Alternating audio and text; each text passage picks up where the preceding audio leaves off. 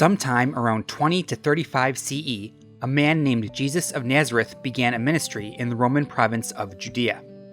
Jesus was, by most accounts, a pretty swell guy, and his basic message of "don't be a jerk" resonated with many of those around him. After his death, and according to the faith, resurrection, and ascension, the apostles, Jesus' 12 appointed successors, began preaching his message in local Jewish communities. As the message spread through those communities, more and more people began preaching the faith.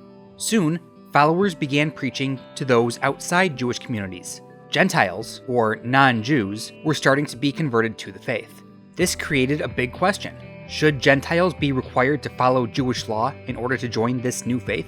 This controversy primarily played out over the question of circumcision.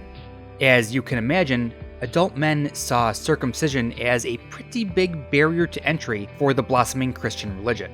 Some church leaders argued that men who believed should be allowed into the faith regardless of their adherence to the law, but more traditional leaders disagreed. Amidst rising tensions, Christian leaders called a meeting in Jerusalem to hammer out their differences and find a common path forward. This meeting took place around 50 CE and is considered the first of the ancient church's pre-ecumenical councils. At this Council of Jerusalem, church leaders compromised. Gentiles could be welcomed into the faith without being circumcised, but were still required to follow some aspects of Jewish dietary restrictions. The Council of Jerusalem set a standard for handling future doctrinal disputes. Throughout the first 3 centuries, there would be several more small councils and synods where leaders met to discuss their differences. These early councils were generally localized, never being attended by a range of bishops from across the expanding Christian world. Of course, doctrinal questions were not the only challenges facing the early church. As the faith spread, Christians began to face terrible persecutions at the hands of the Roman government, and many were martyred for their faith. The persecutions flared and eased as different emperors with different opinions on the faith rose to power. In 259, Gallienus issued a decree of toleration, giving Christians the right to worship. But in 303, Diocletian began the Great Persecution, during which Christian assembly was illegal, churches were burned, and Christians suffered horrific punishments. Some had their tongues ripped out, others had their feet sawed off, and others were fed to wild animals in front of cheering crowds. Just all-around horribleness. When faced with such awful punishments, many Christians, even including some priests and bishops, renounced their faith or turned over books to the authorities. When the persecutions ended, those who had stood strong in the face of these tortures did not look kindly on their brethren who had caved. They branded them traditores, traitors to the faith. It was bad enough for an everyday person to be labeled a traditor, but what about those in the church hierarchy? Should consecrations performed by traditores be considered legitimate? This question led to a major schism playing out in the African church. In 312, a deacon named Cecilian became the bishop of Carthage. Cecilian had been consecrated by Felix of Eptunga, a traditor. This put Cecilian's authority in question, and his opponents appealed to a synod of 70 Numidian bishops. The synod agreed with the critics and installed Mioranus in Cecilian's place. That winter, Mioranus was replaced with Donatus, the leader of the movement against the traditores. It is from Donatus that we get this movement's name, Donatism. With 2 men claiming to be the bishop, the church was splitting between those who favored Donatus and those who favored Cecilian. When this dispute began, Carthage was administered by Maxentius, the senior Roman emperor in the west.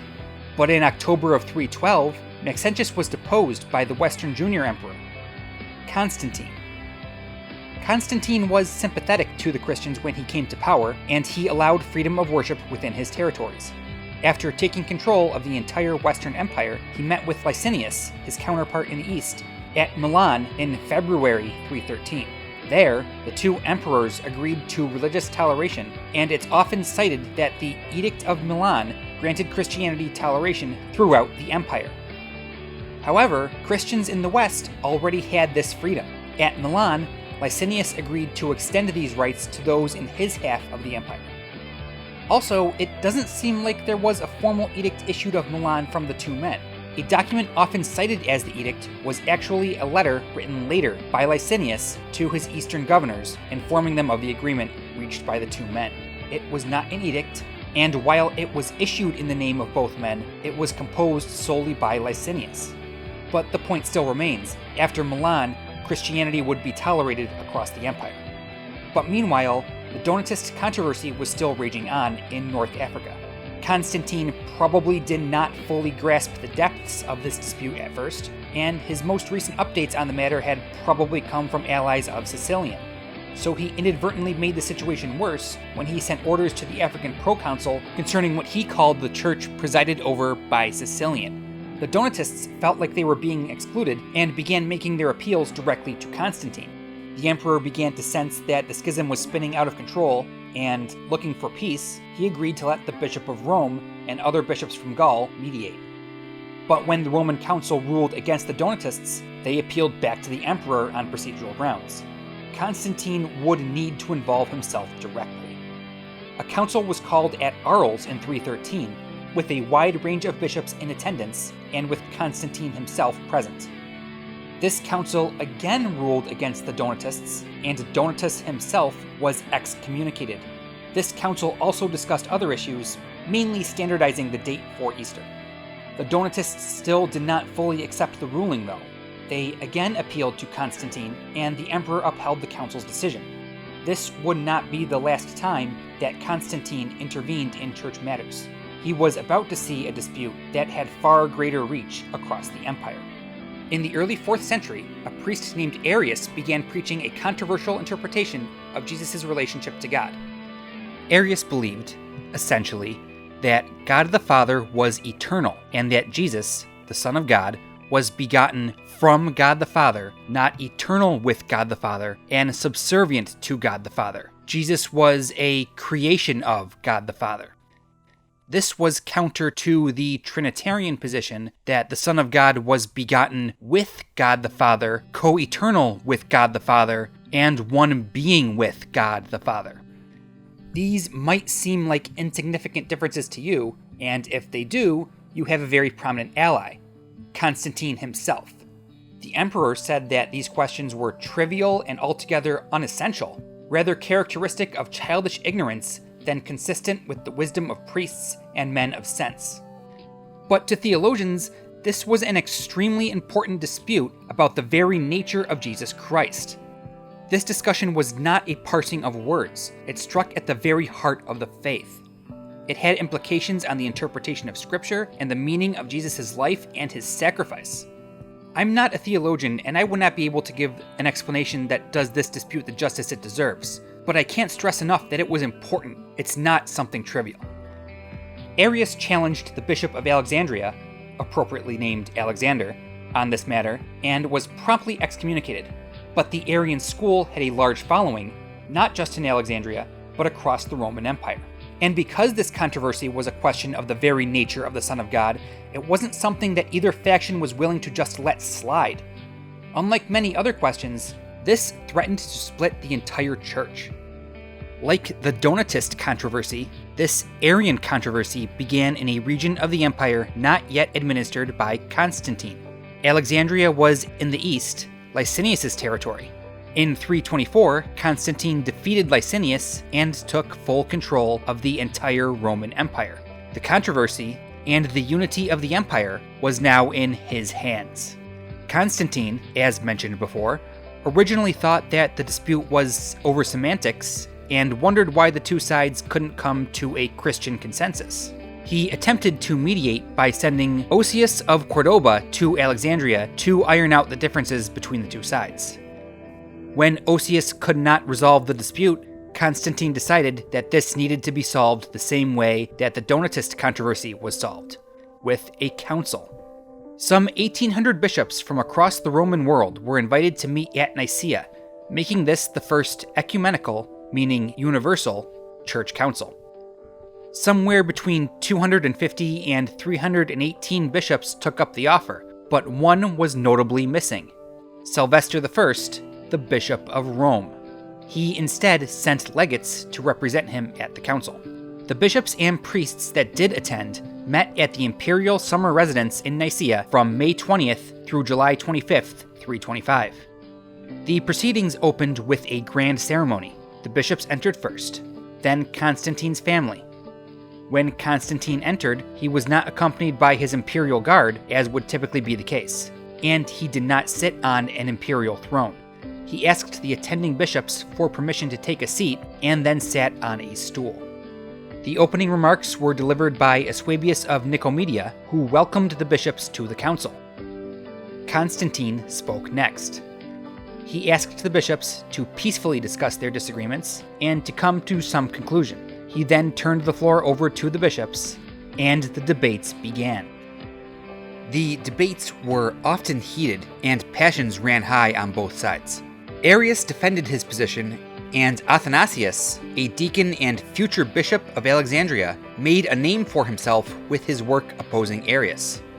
Athanasius pushed the idea that the Son was of the same substance as the Father.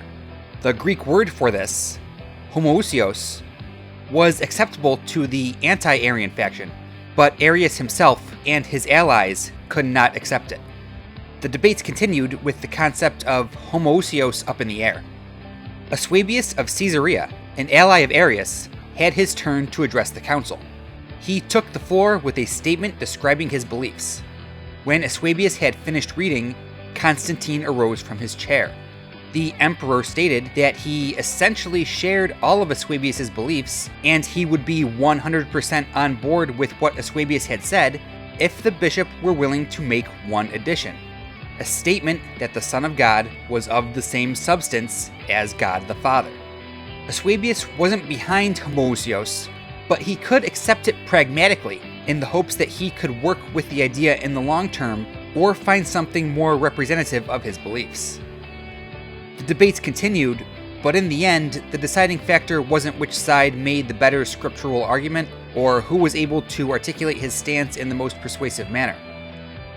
The biggest factor was Constantine. The emperor was ostensibly letting the bishops come to their own conclusions, but they could not ignore the side that the emperor had taken. The council adopted a creed for all Christians to follow, stating that Jesus was begotten, not made, consubstantial with the Father. Homoousios would carry the day. Osius of Cordoba was the first to sign the new creed. He was followed by the two representatives of Sylvester I. The rest of the bishops signed in succession. Only 2 bishops and some priests and deacons, including Arius, refused to sign on. The dissenters were exiled for their refusal. Arianism would still have its adherents within the empire, including 2 of Constantine's own sons. But as far as the Nicene Council was concerned, the matter was settled. They turned their attention to the next issue on the agenda, a universal date for the Easter celebration. This was an issue that Constantine himself likely asked to be discussed. At the Council of ARLES, it had been decreed that all Christians would celebrate on the same day. But if you remember, Constantine only administered the western half of the empire at that time. The council's ruling was not enforced in the eastern half. This time, the ruling would stick throughout the Roman world. Constantine himself led this discussion, and the standard that was used in the West was adopted for use across the empire. Easter would be celebrated on the first Sunday after the first full moon of the spring equinox, because anything else would be just too convoluted. The council also standardized a 40-day fast period prior to Easter, known to us today as Lent. Lent existed in the West in some form in the 2nd century, but it was a novel concept in the East. After the First Council of Nicaea, it gradually spread, encompassing churches across the empire. The other issues on the docket were relatively minor: the process to readmit those who had renounced the faith, a ban on usury, and a probationary period that new converts would have to follow before becoming priests. A requirement for the celibacy of the clergy was also discussed, but was not promulgated at this time.